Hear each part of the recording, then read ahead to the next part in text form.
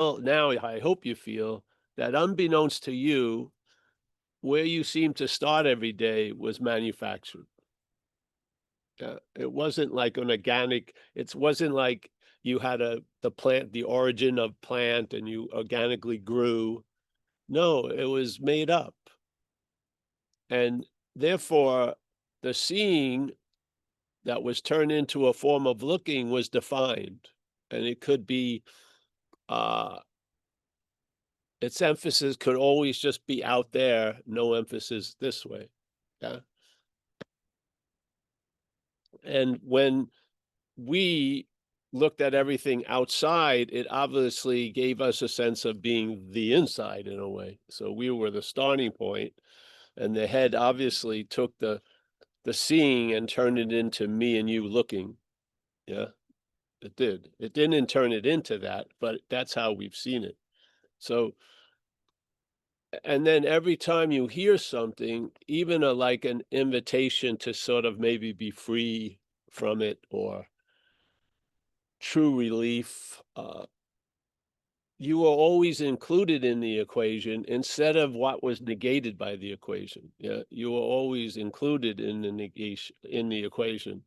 Like the mathematics constantly fell over the mistake of primary number one. Yeah, it was always you were included. So you were going to do some stuff that would lead you to a bigger, better you or whatever. Yeah, and it can even be applied into a you trying to be a non-you. Yeah, it can be a lot of self trying to be a non-self, and you can only go through a conceptual drawing of what you would think non-self would look like. Yeah, I mean, it's sort of like, yeah, it's just crazy. And then maybe the years that you were looking, and let's say it got formalized into what they call spirituality, those years that you were looking, uh, if you found anything, it had to be protected like Fort Knox. Yeah. I remember the time I came out of a retreat at a place near here in Northern Cal. We used to call it the upper middle way because it was very ritzy, nice. You didn't want to leave because my room was better than the room I had in the house I was renting. Yeah. And this bathroom had eagle claw bathtub, and it was pretty good. 3 meals a day. So I was at this, and you could, in this one, it wasn't formalized. People had started earlier. It was like an ongoing sort of like retreat. And you would go there and you would see someone early in the morning who was appointed to you, like a teacher. And then they would ask, what's going on? I said, not much, really. And then 13 hours of walking and sitting.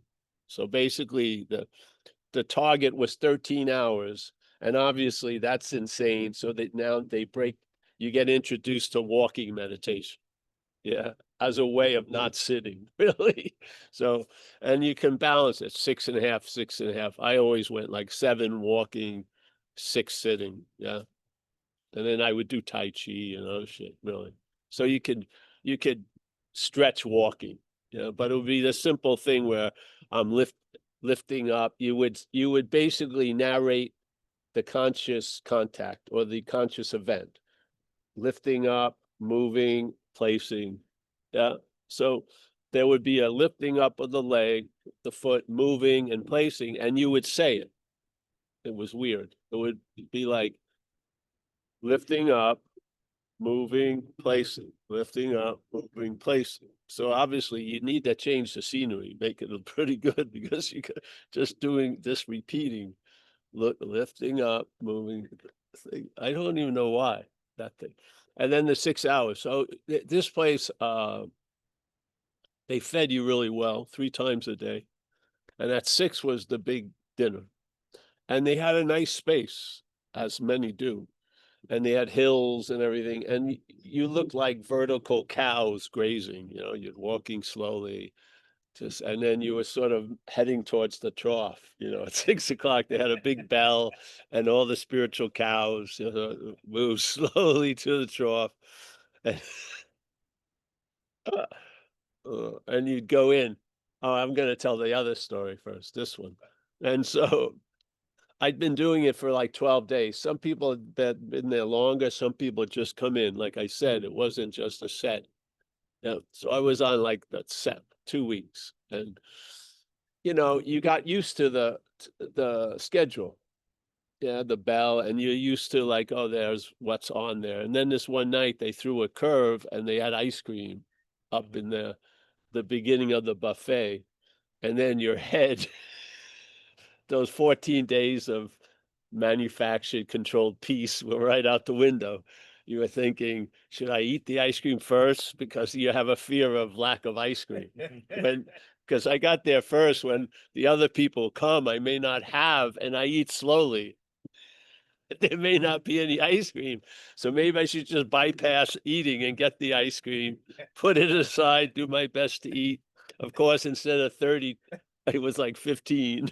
I gotta get to the ice cream. Maybe I'd even get a second helping. So so I was watching everyone come in because I was seated. I was the first one. Because after a couple weeks, there was direction to my grazing. I would move towards the place. So when the bell rang, I wasn't like in the woods, go in there. So then I'm watching everybody come in, and they have that look of equanimity, whatever. They're just quiet. And then suddenly their eyes see the ice cream. And the effects of the 3 weeks or the 2 weeks of the retreat were out the window completely. It's almost like they started spinning. So, so these are signs. These should cause us a great suspicion, I feel. Yeah, I do. And then after I did it, I decided, I don't know how many days I did, but I was going to say goodbye. So they had to meet me before I left, and they asked me some questions. And I was there, and they go, are you getting picked up or did you drive? I said, drove, park. It's in the park. He says, do you take that freeway on the way home? Yeah, usually. Don't take the freeway. Take the back roads. You don't want this piece to be upset. Yeah, it's like you've got like nitroglycerin in a bottle. Don't hit those fucking bumps. So, and they go, what kind of music you like? Black Sabbath. No, no, no, no. Do not listen to any grating heavy metal music. We want to try to keep this peace that you have seemingly manufactured by the controlled environment. We want it to stay. Yeah. And it seemed like I was leaving with a very fragile crystal that anything could crack it. That to me isn't it, is it?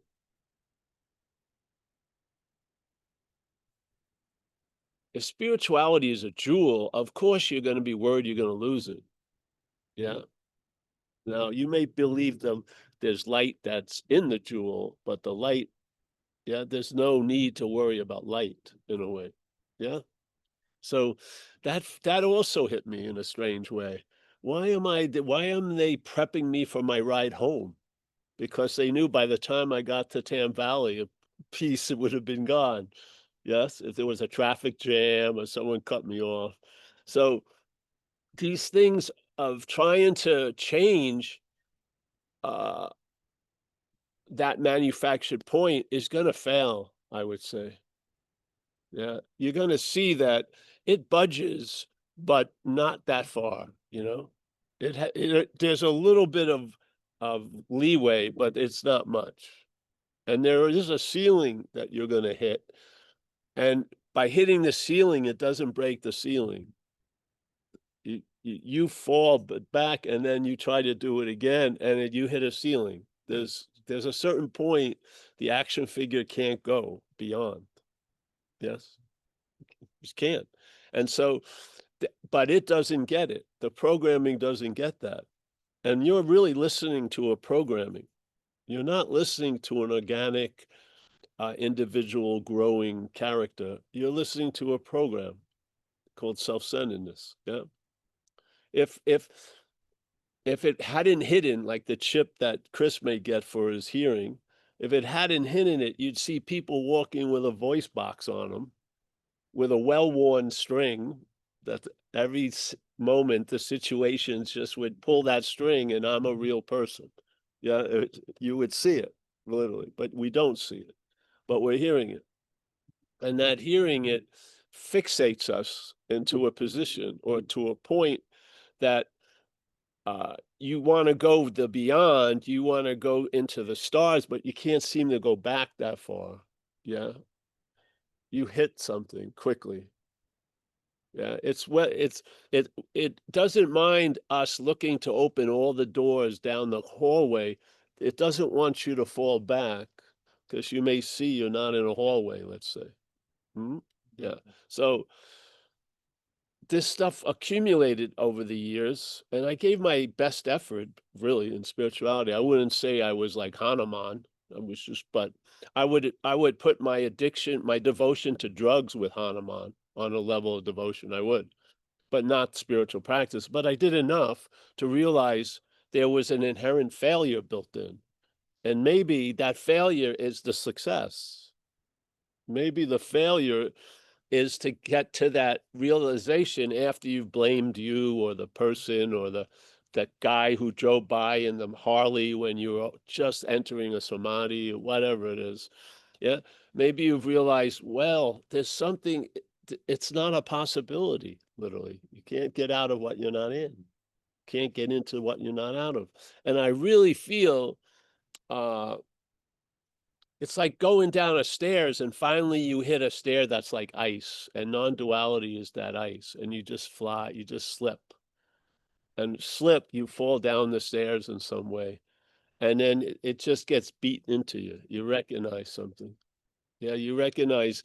And the news is so beautiful why it has failed is because you are what you're looking for. It's the most beautiful reason you could ever come up with to explain why you failed. It is. It's it's before compassion and before forgiveness. It's you have failed because you are what you're looking for. And the looking for it is what's causing this dilemma. It's not that you can't find it, it's the looking for it. Yeah. And I feel non-duality, if you come to these talks or any, I don't know who else, you know, other people may emphasize different things. I was brought to this one point that if you don't see the claiming of this life, you're going to be living a claimed life. Yeah. I do not believe there is a true freedom written in the interpretation of life. I don't. Because all the freedom has you included. And really what we're looking for is to be free from us, really. Yeah. That system doesn't provide that possibility. You can't beat it. It's a horse. Yeah. It just can't ride up that hill. Doesn't have the ability. Yeah. So what would you do if you realize that? You get off, obviously. I'm not talking about the horse itself or the rider itself, but there's a getting off of it. You lose interest in it. In my feeling, it was about the me was a crystallization that sucked in a lot of interest and attention. Yeah. So like thoughts were what they were, and then magnified by my thoughts. Yeah. Feelings were what they were, but then magnified by my feelings. So almost as if uh feelings would be like this, my feelings would be like tightening the screw or the aperture really closing. Yes. And after a while, all I'm doing is looking through a very small aperture. Yeah. From this position of my feelings, my thoughts, my this and my that. Yeah. And really, I'm only getting what I'm projecting out back in. So it's like a self-centered loop. The selfing projects and then it gets sucks it back in to verify what it projected. Yeah. And all the while, there's what we are. There's that existence. There's that awareness that doesn't have any dog in any hunt. It's not affected at all. And therefore, in a sense, we're not affected by all of the closing or opening. The awareness is seeing the closing and opening. The awareness is not what's being closed and opened. There's an awareness that if there is any perimeter of this event of dreaming, it's awareness. Awareness, it, it's like this time I went to this there was a man named Rajneesh and Osho, had a lot of Osho people. And I was living in Australia, and there was a big community that had been with this guy Rajneesh, and they were very good at therapies, and they would take other people's therapies and make them better. And they had done this with this thing called the miracle love, and they turned it into the path of love.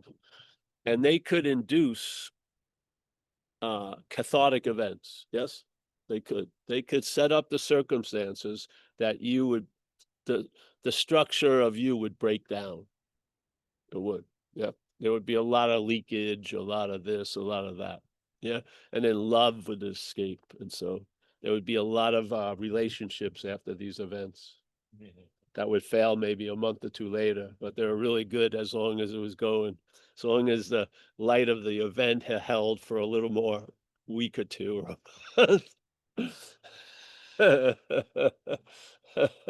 But one of the things that I really saw what was cool in it, they had these people sitting around around the room. They never said anything. And they had these three groups, and then people who knew better running them. And the people that were around the circle never said a thing. And some of them came in and came out. I realized afterward, because I was so into that, the next 2 years I went to do service there. I was so into the holding of the space. I said, but that was really fucking cool. Yeah. There was a lot of oomph by doing nothing. I was just sitting there. Yes, it's very cool. And so this is sort of like awareness in a way. There's nothing behind or before the awareness. There's just awareness. Yeah. And awareness isn't playing an active role in what's happening. It's just providing the space, yeah, and the light. It doesn't have any discrimination in a sense or bias, or it's like leaning this way and against that way. It's just like the worst day of my life, there was awareness of it. I try to avoid it, disassociate from it, but it was there. And the best days of my life, there was awareness. The awareness didn't cringe when it was my worst day or open up like a blooming flower when it was the best day. It didn't. It was just a constant space that's everywhere. So there's no tides really. Like there can be tides in it, but it's not tides of it. There's no tides where there's more awareness and less awareness. There can be tides of more and less in awareness, but I don't believe it's touched by the content it seems to be holding. Yes. So the context would be awareness, and then the content would, in our case, is a dreaming. We're dreaming, yeah, and that dreaming is content of a context of awareness. So when there's a losing, or you get like in the Matrix, when the cat would go by the threshold, the door, and then do it again, and someone who was learned about it would say, "Oh, the mainframe had to chill out for a second. It's regrouping." So there's a really incredible possibility when it's regrouping. When you saw the cat go twice, it's like it's stunned. You can do a lot of shit in that time. That pause, yeah. So this is the same thing. When the believability and the complete unsuspecting participation in the dreaming is questioned, or something whacks you, or Zen bitch slap, or something else, and you get sprung out of this little bubble, there's a sense of that pause is awareness, pause, a brilliant onness that's not it just is, yeah. That gets triggers, and what does it reveal? Not about itself, it reveals the dreaming. It reveals that the dreaming is as your participation of it is, yeah? And that you and I are giving everything all the meaning it has. These are an incredible revelations that don't, you see them, the fodder of them is in the dreaming, but the revelation isn't in the dreaming. It's coming from awareness, yeah? So the awareness is bubbling up in the dreaming, and not intentionally, but it disputes the whole fucking weight that the dreaming's holding, because we're taking it to be real. Yeah. And how we take it to be real is sitting right here. Armando, Paul, everyone. Yeah. We, as this, is the active denial of what we are.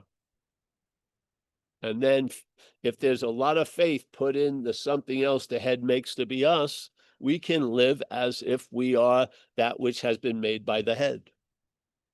Yeah, we can. It doesn't change anything, but your subjective experience, it will change quite a lot. Yeah. Do your subjective experiences get wiped clean? Yes, they will sooner or later. But there's a thing that keeps you attending to it, which is time. So there can be a hellish time when you're having a really distorted subjective experience. Yeah. You're seeing like no one's going to love you or something like that. You can really produce a fucking uncaused effect by the faith that's put into those thoughts. Yeah.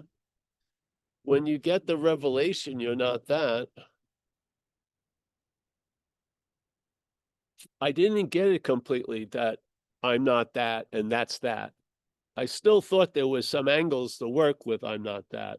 That could make, yes, it could get a little something out of it. But then very quickly it was shown you're not that, and that doesn't get it. You're what you're not doesn't get you're not that. It gets you're not this and this and this and this, but it doesn't get you're not that. I thought that was a personal flaw at first. FLAW. I thought it was a weird shading in the my little color palette. But then it was quickly revealed, I feel, that it was mechanical, and it is mechanical. Yeah. And that by having you constantly blame yourself, it hides its own failings. Yeah. Because you take the burden of the failing and put it on you. You don't see the system has failed. Yeah. You just think you failed while in the system. Yeah. But no, it's the system has failed. And the mechanicalness was very important because the head likes to pay. It doesn't even have a good Vermont maple syrup. It's got Aunt Jemima, and it likes to pour that into the mechanics, and it gives it like a personal, sugary, uh, individual, long-lasting, independent, separate feeling. But it isn't. Underneath it, it's a grinding of nuts and bolts.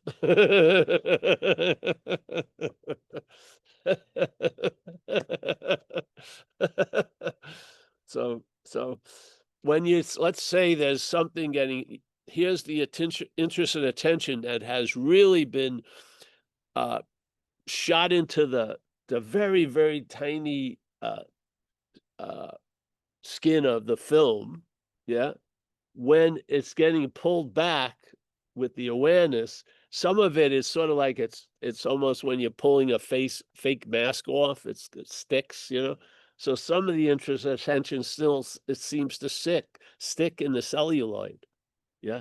As there's a pulling away, there's certain things are more sticky than other things. Yeah. And then suddenly you get a whack, and it's yeah, and then suddenly, yeah, enough of that has now stabilized you outside the celluloid. Yeah, yeah. Celluloid event continues, but now you're not like the 52% share of a producer position. Yeah. You're just a star, and you're not a star really. You're basically like what do they call a stand-in? Not even that. What an extra. And it's more of a Cecil B. DeMille epic instead of you know, an, you having a conversation with you for 3 hours. Yes, it's not that. Uh, so, and some of those things, there's that pulling back. Yes, you almost get caught. The vacuum that was constantly sucking everything up. Suddenly, you get vacuumed up. You get pulled back into somewhere. It's just wild, I feel. And then you see what you used to look from, first of all. And enough weight and enough stock leaves the interest and attention, and now you travel lighter as the character in the movie. truly based on you're not the character of the movie. Just, it wasn't, you weren't even looking for that. It's like a byproduct. It is. It's like a byproduct, but there's great relief there because the head has a drive and hope to arrive at where it can arrive. And it's really, truly compassion to have it uh, uh, to unleash that thing. Yeah. To really get, you're never going to get it. So this hope just doesn't burn eternal. You're never going to get it as the action figure. Yeah. You're never going to get it. Humbly, I don't feel like you can get it. It's impossible because you already are it. So before time, you are, and whatever happens in time doesn't change the fact of before time because the fact is it's before time. So all the changes time can do with shit that are made up in time cannot do it to the before time. Yeah. Now, humbly, if we are what can be perceived, then we are not that which is perceiving. So we are in the after time. This is of the after. Yeah. Maybe it has an idea it can arrive at the before, but I would I would lovingly like to break the news to you. I humbly do not believe you can get it. Yeah. I don't believe if you hyperventilated 35 times, if you would have done it the 36th time, it would have worked. I just don't believe it. Because it's misunderstanding makes hope a disservice almost. You keep hoping that something is going to change and it ain't going to change. Yeah. A thing is a thing is a thing is a thing. Yeah. You can't be a no thing as a thing. It's impossible. Yeah. So let's negate the thing and maybe you'll find your no thing. Yeah. And then the movie of the thing will continue. But that vested interest in it is now been invested somewhere else. Maybe it'll be enriching you instead of enslaving you. Yeah, maybe instead of being occupied all day by the past and the future, you're available to the present. Not a bad way to go on a Saturday, a beautiful Saturday in Northern California in this beautiful setting. Wouldn't you like to hear the hum of the hummingbird wings and feel this wind coming from the west, the northwest, and everything like that, instead of being sitting here going over what you thought happened sometime in the past or what you're thinking is going to happen sometime in the future? And find it almost impossible without heavy duty training that you people who are up in the head to stay in the moment. It's heavy duty training.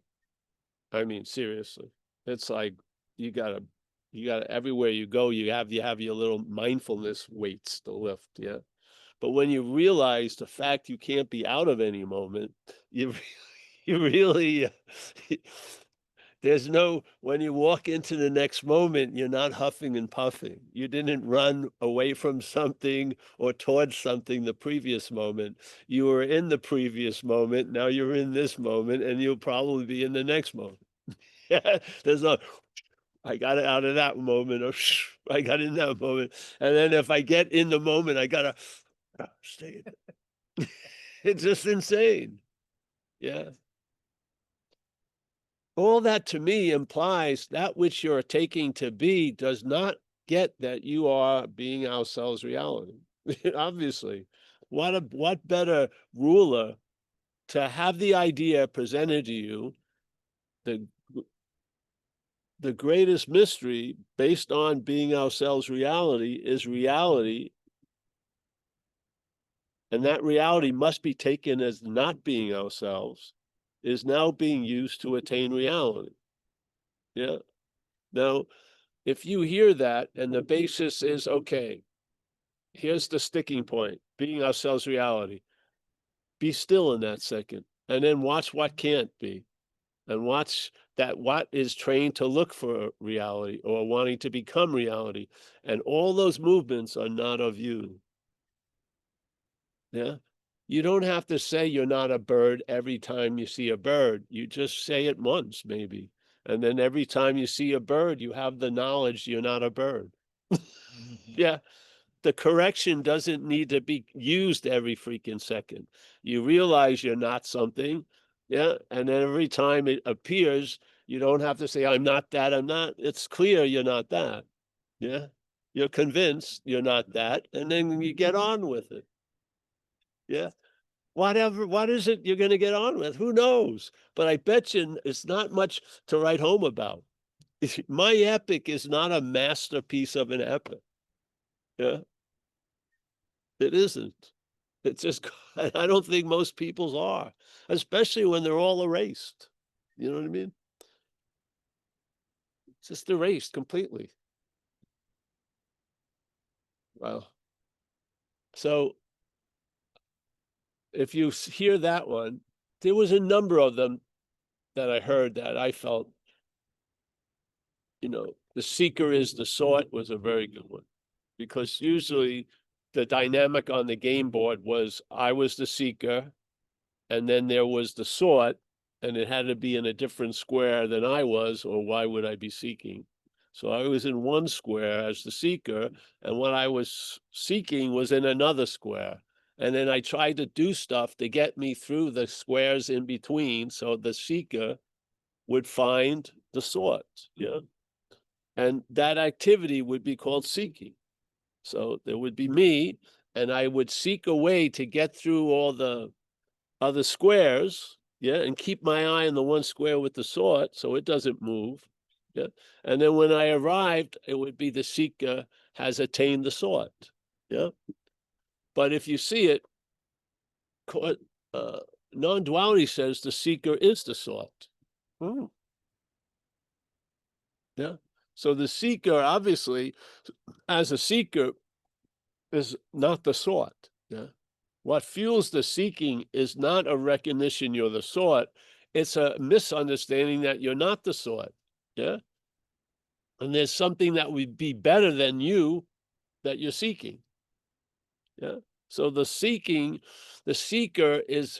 comes out of the claiming of the seeking. And then if you see the game boards, there's always the one boot.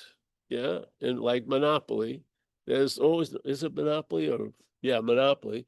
There's the boot, and then there's the sort could be at a different place, like Baltic Place or Boardwalk or whatever.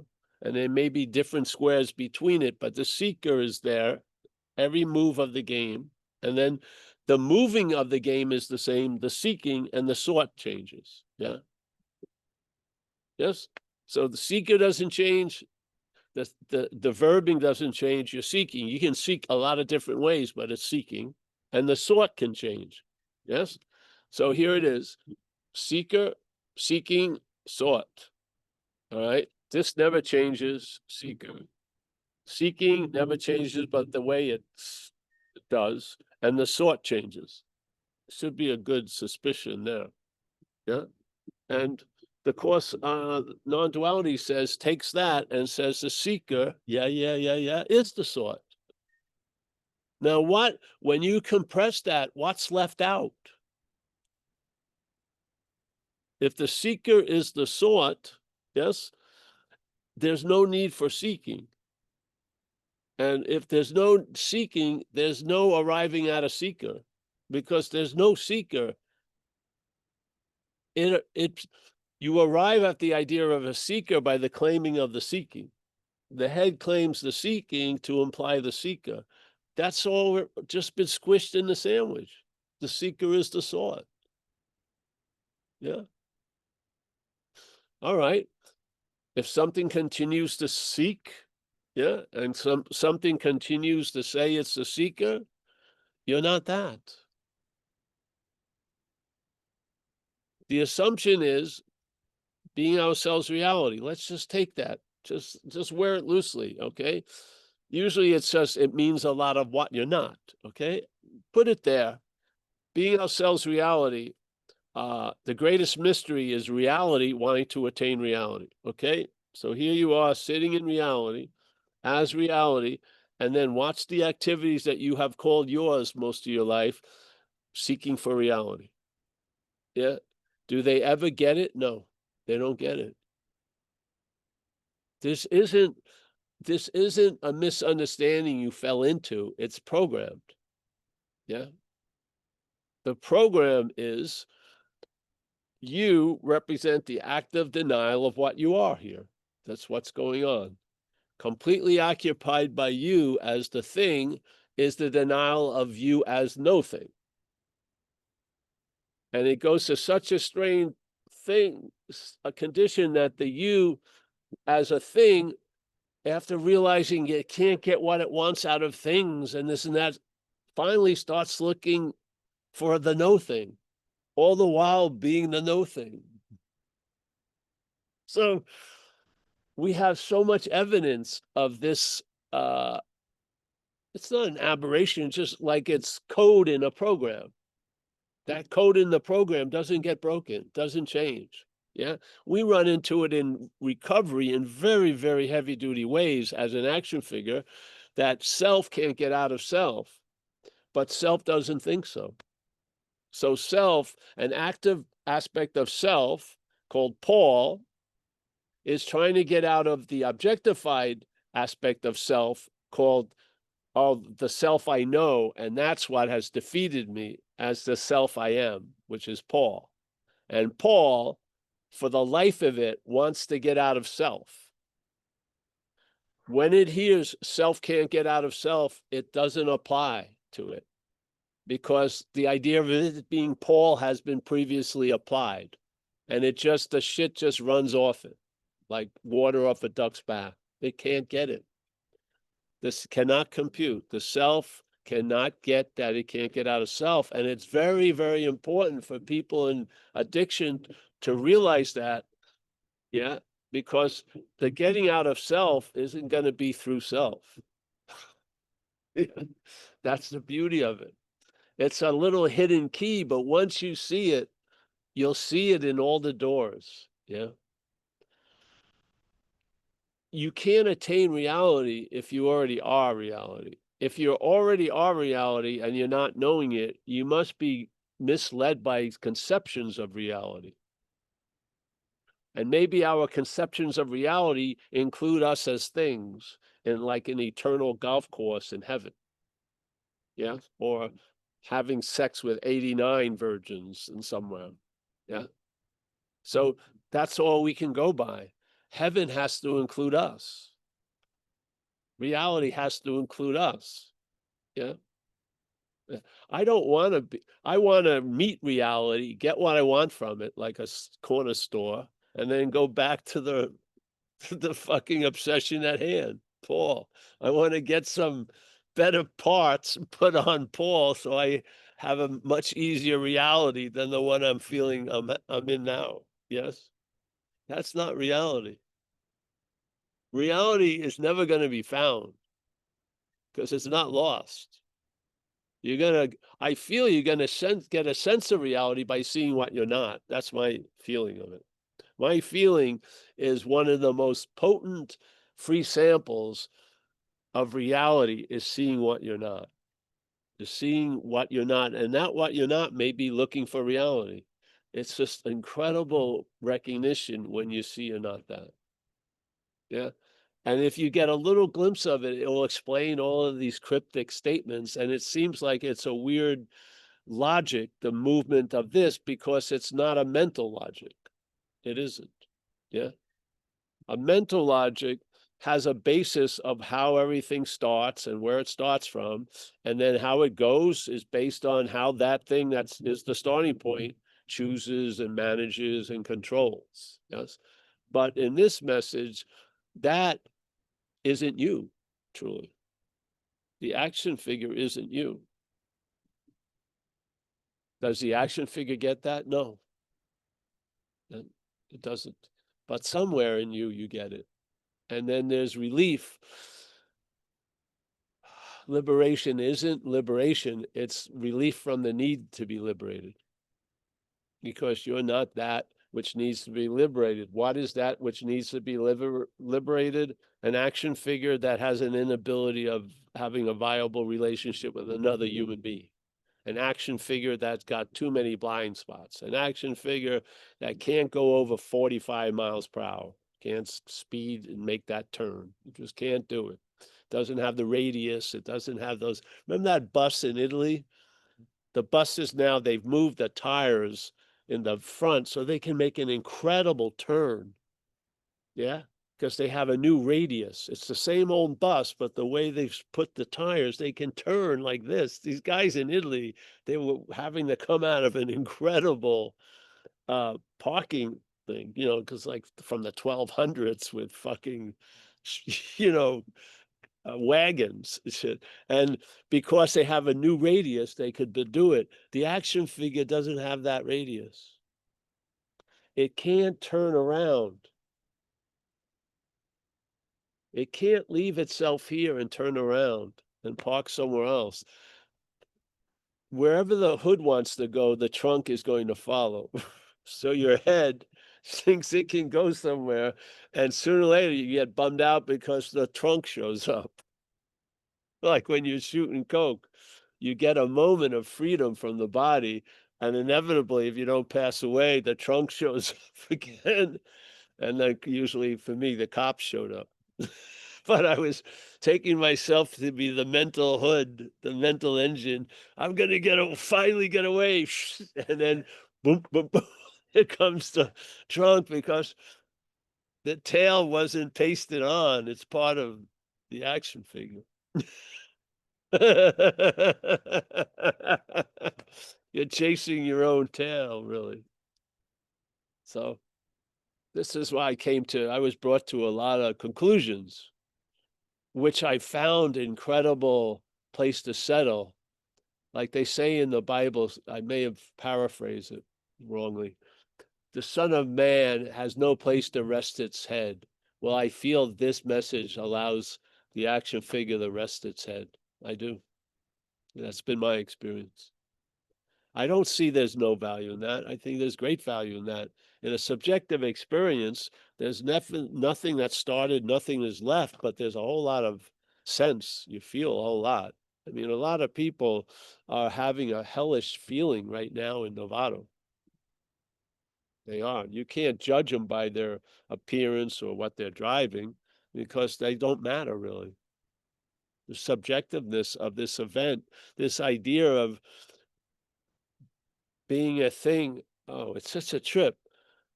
The duality of when you own the thoughts and call them yours, they have the ability to own you. When you own feelings and call them yours, then the feelings can own you. When you own a body and call it yours, you may go through the events of what a body can go through with a crazy mental condition. Yeah, and it will seem as real can be.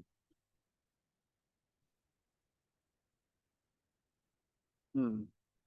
Most of us try just to manage and control the situations to keep those things from, you know, shaking the apple cart. You know where that goes. Yeah. We're not managerial quality. But if you just, the relief would be seeing it from a different position, not trying to get relief from the position, but to see the position and then have relief from that, I feel. I think that's what non-duality did with me anyway. It brought in a new logic that wasn't going to be like absorbed by the mental logic. It wasn't going to change it. It was always going to confront it or thwart it. Yeah, like you're going to be very used to doing the German Shepherd thing. Yeah, and then there'll be a shift of a logic, really. You won't rely on the unreliability of the mental logic. Yeah, yeah. So, hey,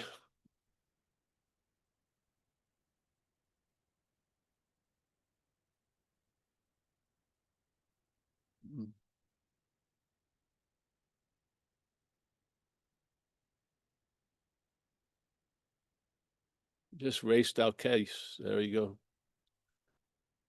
Time is never going to lead to no time. What is that statement? You can't use activity to produce stillness. That would be activity. And the famous Zen faith mind. You cannot use activity to produce stillness. That would be activity.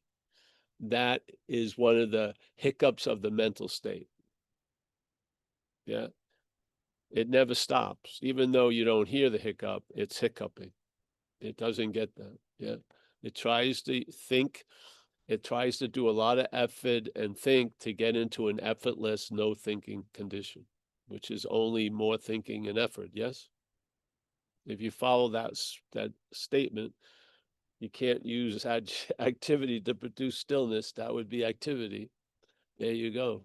Yeah. You don't have to stop. You don't have to love the truth. Just stop cherishing your own opinions. There you go. So this is always arriving at where you already are through negation of what you're not.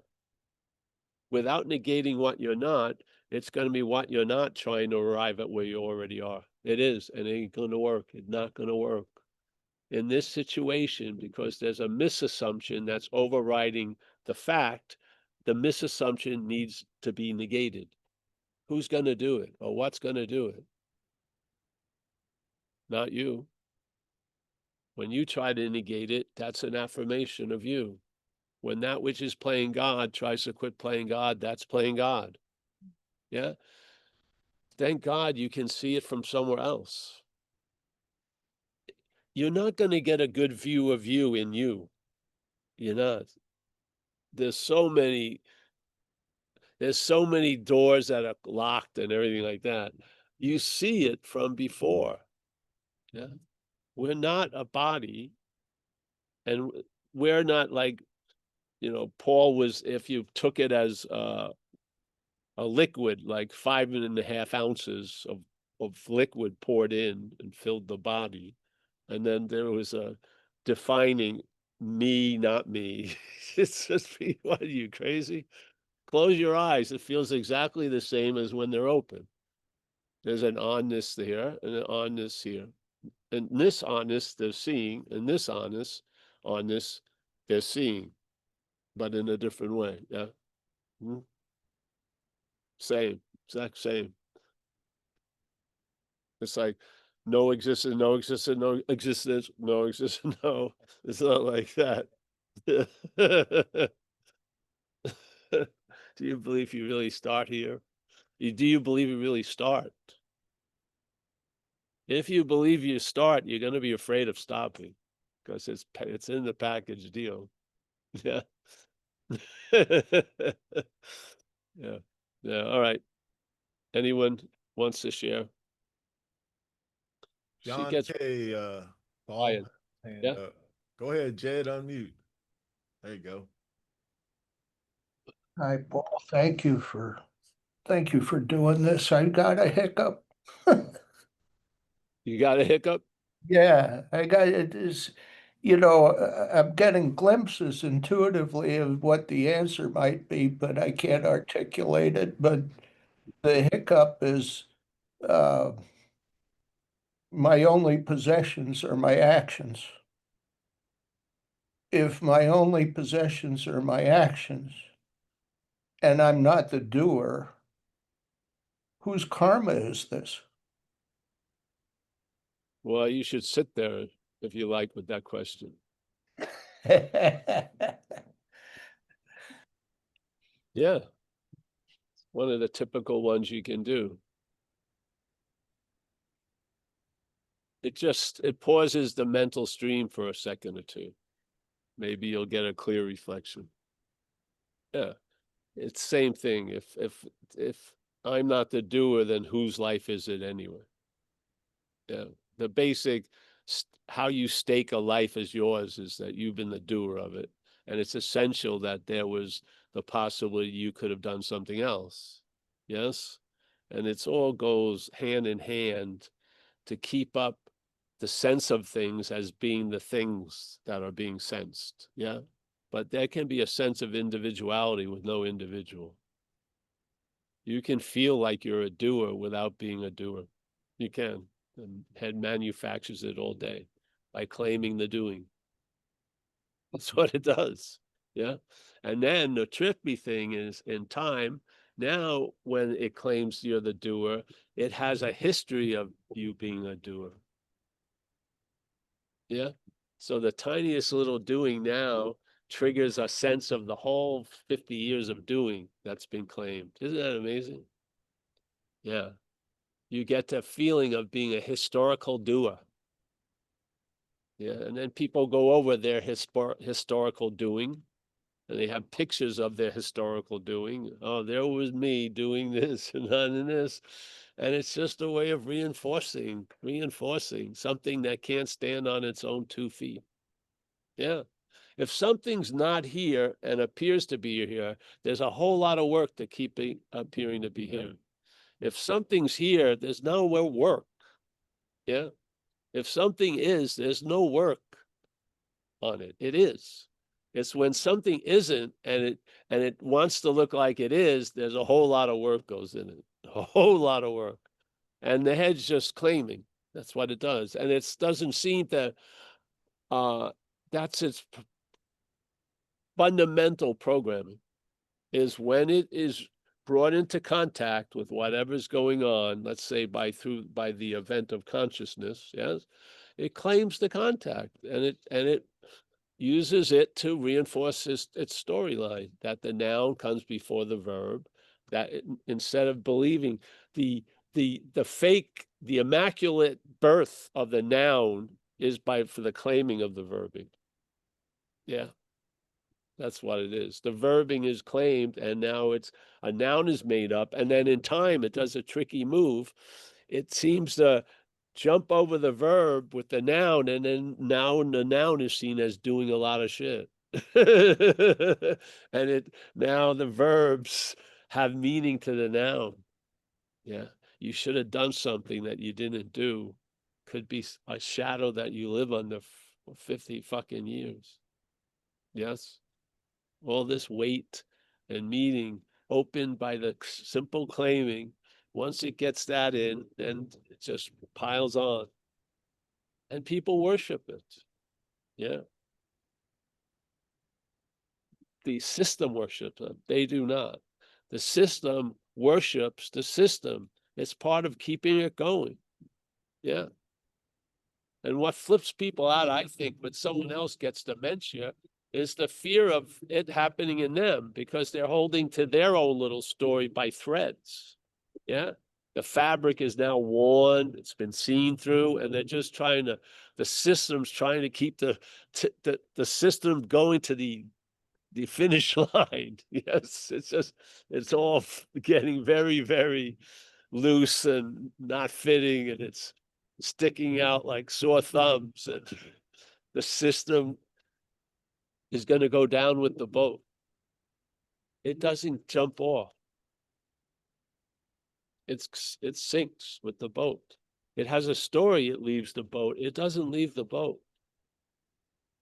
Yeah. It doesn't leave the boat. It goes down with the ship. It can't fucking see. It just can't. It's this drive to be right sinks it. Yeah. It's just not going to do it. It can't. It can only appear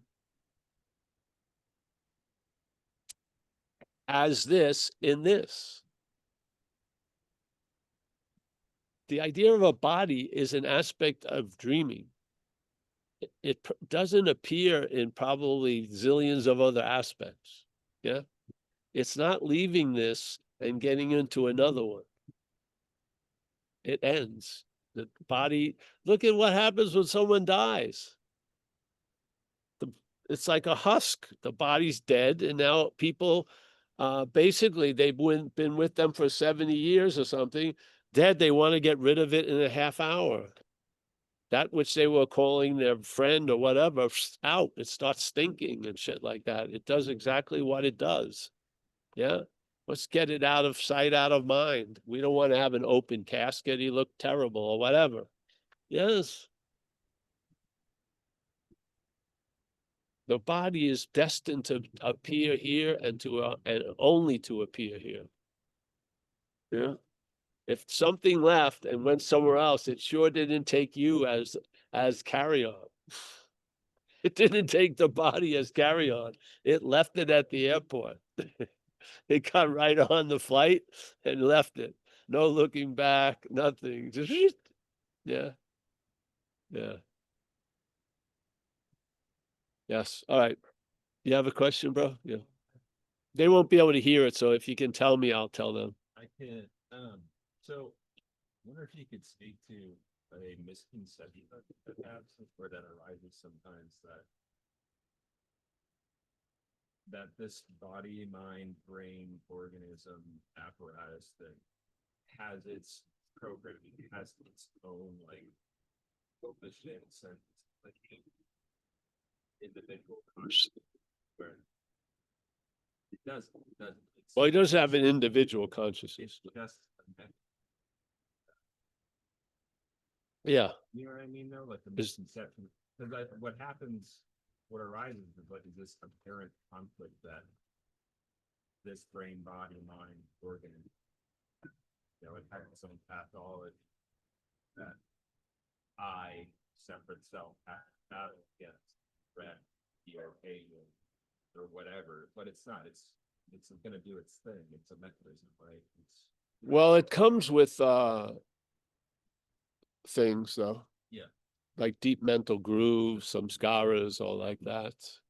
I feel humbly that what really is going on, that which keeps going is a karmic dance of impression, expression, and the body itself is being used to be a vehicle to receive an impression and then to live out an expression.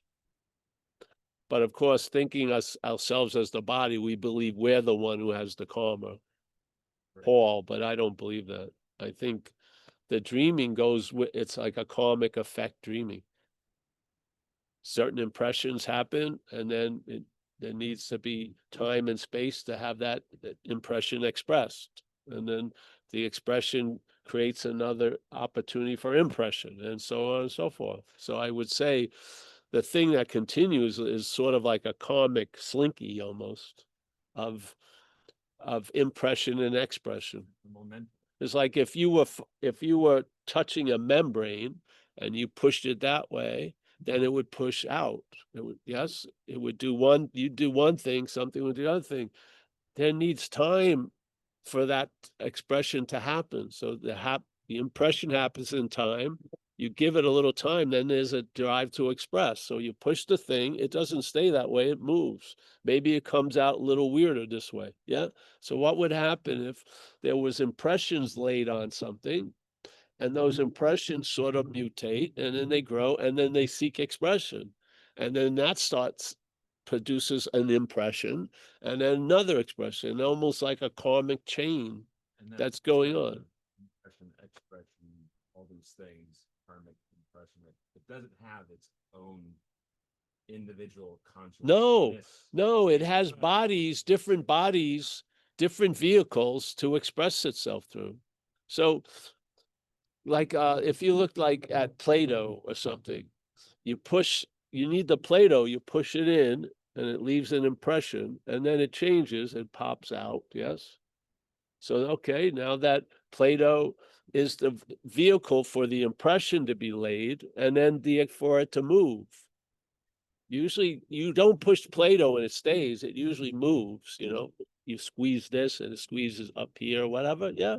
So what would happen if something started, manufactured point, they went like this whack, and that said another thing, and then another whack, and said another whack, and therefore the whacks would continue like a slinky, and then the slinky would be pictured as body, and the body would have a self-centeredness, thinking it was doing all the, yes. So people don't see karma, they think they have karma. I don't believe there's any owning of any karma. I believe if you had something, if you look long enough and there's an impression, it moves, something happens, and that would be an expression. That would be the dualistic movement, yeah? You impress and then express, impress. What would happen if that's just a giant chain and what you are is an appearance on that chain? Yes, and you're doing your job. So let's say this body got run over in this life. Yeah, obviously got run over in this life. what happened? What caused that? Did I do something terrible or whatever? Da, da, da. This is how the head can only think of it. Maybe it just came in with certain impressions, and then there were certain ways they were going to express. And one of them was to get run over by a fucking car so that you could go into a deep loneliness and emptiness to realize a lot, which would never have come up by thousands of years of studying, or because you never would have had an interest to study it. So yes, so therefore that happens. And then what happened with that? That made impressions, and things go on and on. We, being self-centered, built, we think it's us. We may just be like someone making a necklace, and we're the little thing that's hanging off the necklace. Yeah. And then there's just, it's an ongoing necklace of things. Yeah. And yet we think we're the, That's for that. That's the mechanism. Yes, that's- Producing its own. That's its like when it's as the expression from external. It's the yes, it's this human meaning making body. exactly. That's what it does. Because there's a lot of meaning given to the impressions and expressions. Yeah. Which would, what would that cause? Maybe a length of a drive or a desire to express, which would keep this time machine going. Yeah. Like you got slighted, like billions of people got slighted, but the emphasis of you getting slighted left a big impression, and then there's an expression. So what better way than to have a Play-Doh with an incredible huge self-centeredness. So every time something leaves an impression and then it bounces out an expression, it takes it incredibly seriously. I would think that would extend the necklace. Literally. But this is just, I don't know what's going on. It's just something Yeah. came up because the self-centeredness gets an idea of a lot of things, but the self-centeredness misunderstands it because it's always about us. So we believe we are producing karma, and we're wondering why I must have did some bad karma before to be this thing. It has nothing really to do with the story. I think the story is what allows a stronger impression and expression. Yeah. So if there's a stronger impression on the Play-Doh, there'll be a stronger reaction to the Play-Doh. Yes, don't you think? And then it can take shape and form and goes on. Yep. Just keep on and keep it on. So a karmic chain, and we're the jewels dangling off the chain, the necklace. And from our point of view, it's all about us, which furthers the deep meaning of impressions and expressions. So it keeps so basically the self-centeredness has value to the preservation and the continuation of the karmic chain, because we take a lot of shit super seriously. Yes. And so therefore something that billions of people go through leaves a big impression on us when we go through it, because we had an idea we shouldn't need to go through it. So all this could be for one point and one point only. Hey, I've got this incredible giant almost infinite spool, and I just got to get rid of it, and it's got to play itself out. I can't run with it. I just got to do it on its own. All right, let's hit it in the back. Oh, impression, expression. How is this going to be? How is it going to play out? Oh, we'll just use dangling very cheap things you put on an ornament on a jewel on a necklace, and that ornament will think it's all about it. Okay, that will continue spooling it out. Who knows? But I don't believe there's anyone who has karma. I don't. I do not. I do not believe that we committed an original sin before we were seemingly born, and it's a mortal sin in Catholicism. Therefore, there's no forgiveness available. And now you're going to walk your every day with this giant piece of dead luggage that you don't remember anything about. Yeah. So I don't know. people think, oh, they got their karma, when you think someone's doing something bad and something bad happens to them. I think that's a small way of seeing it. But I think there's a bigger thing going on. Yeah. So don't you pick up a lot of impressions and expressions? Some are different than others. When you start living life as an action figure and you come to a conclusion, you don't have the ability, or you're not accessing it, the ability to love another thing.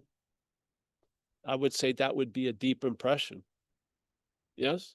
And that deep impression has been causing a lot of expression, like disassociating, fucking objectifying other people, whatever, and so on and so forth. So one little expression leads to thousands of impressions and expressions, and therefore the spool doesn't seem to run out, because it's like a self-made fabric. It just keeps sewing. It's a pattern, yes, and it keeps doing that pattern and using the fabric of whatever to go as far as it can go. We're just a little bit of a thread in the whole event. Yes, I feel.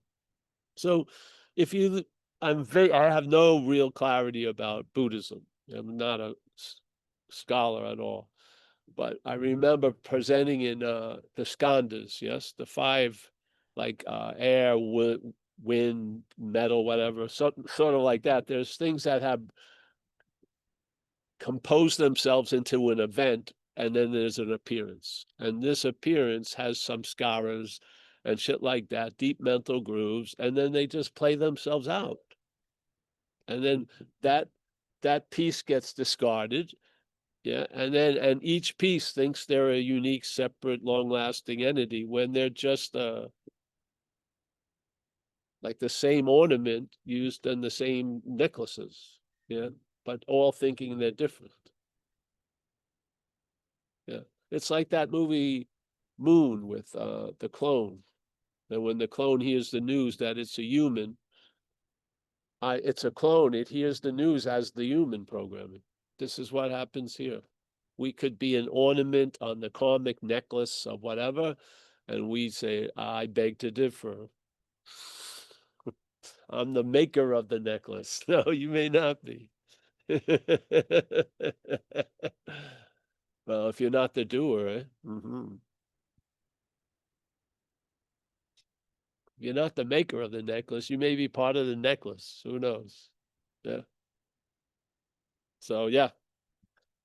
I have no idea if any of that's true, but these are when I'm waiting for Jello on Tuesday at the asylum, this is what goes through the head. And I don't share it with my doctor, obviously. I know I may get better walls if I did. The room may be more rubbery. But yes, sometimes it's fun, because everything, you have to realize, we're looking through a self-centered lens, and everything is being reported through that self-centered lens, and the brain itself interprets to the body, of which it is a part. So mostly all the stations are in cahoots that you can listen to. So in a way, you can't stop listening. In this way, you just see you're not that which is listening, and then you're going to hear other things. Yeah. Yeah. Yes. And in another way. And I'll tell you, instead of listening to a call to go home, you may hear the home calling. Yes. It's already, yeah, it's different. Okay. Anyone else? I don't see any other hands, Paul. I got to open up the cafe shortly.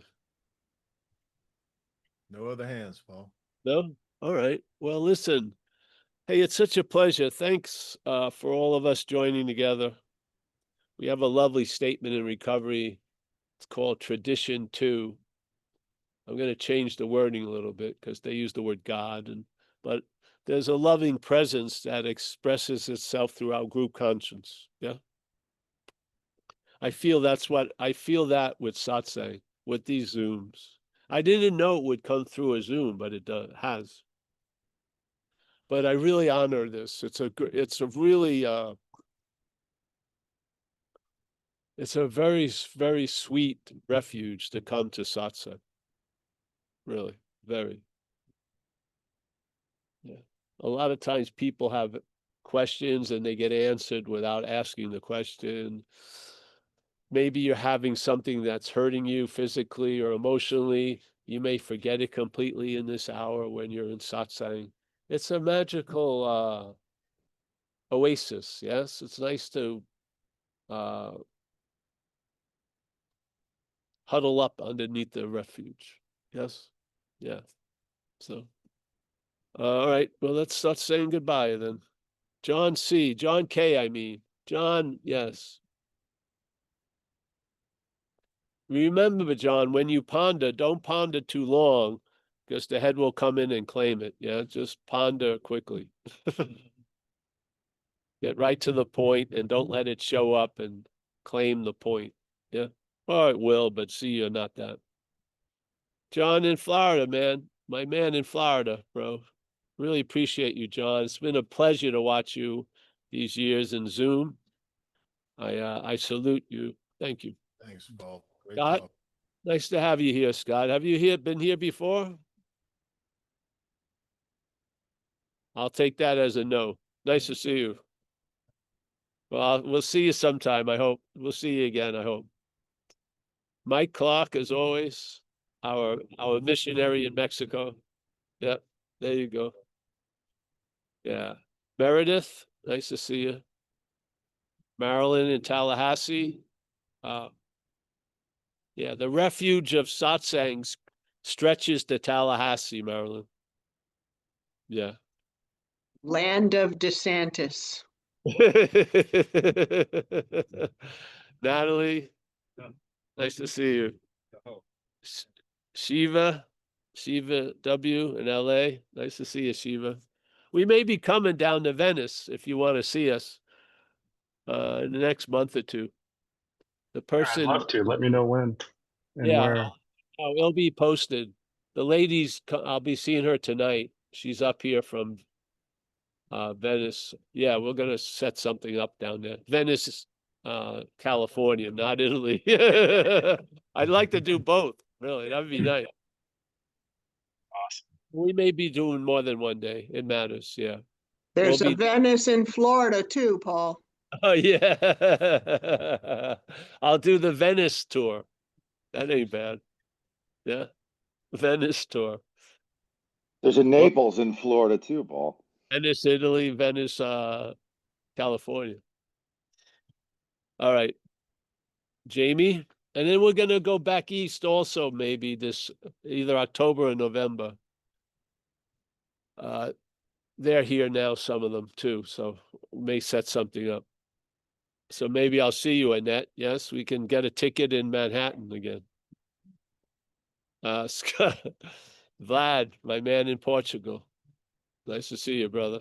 Yes, all's well? Yes. Yeah, good. Chris, Massachusetts area. We got Shiva. We got Hari, our friend in Hari in Portland. Nice to see you, honey. She's resting from her last dark retreat, basking in the light. Saraswati. Tom, nice to see you, Tom, in Kentucky. We got Ben in Kansas. Oh, Ben, yeah, he's one of our solitary missionaries too. The mission. Yes, okay. We're gonna get you supplies, bro. We got another one there. She just checked in Rose, and I think it's Rose in Wichita. Yeah. We got Eric, SoCal. Nice to see you, bro. I'll see you if I come out there. And then in January, we'll probably be in Joshua Tree again. I hope. Yeah. Sounds So, good. Zoe Banks, our little Geisha. Yeah. Roman Mueller, our man in Germany. He's got an infinite fanny pack. That's unbelievable. He's got a lot. His hand goes in there and you don't know what's coming out. It's amazing. We got Diona. Nice to see you, Diona. Yes. David Bitterman, our main man down over in Detroit area. Nice to see you. our friend Dana / Honesty, Lauren M. Nice to see you, Lauren. We got Robert J. I can't go to the other page or I'll lose what we have here. Hey, thank you. If I haven't seen you, we're saying hello. Thanks. So, yeah, I'll see. We'll be here again on Tuesday.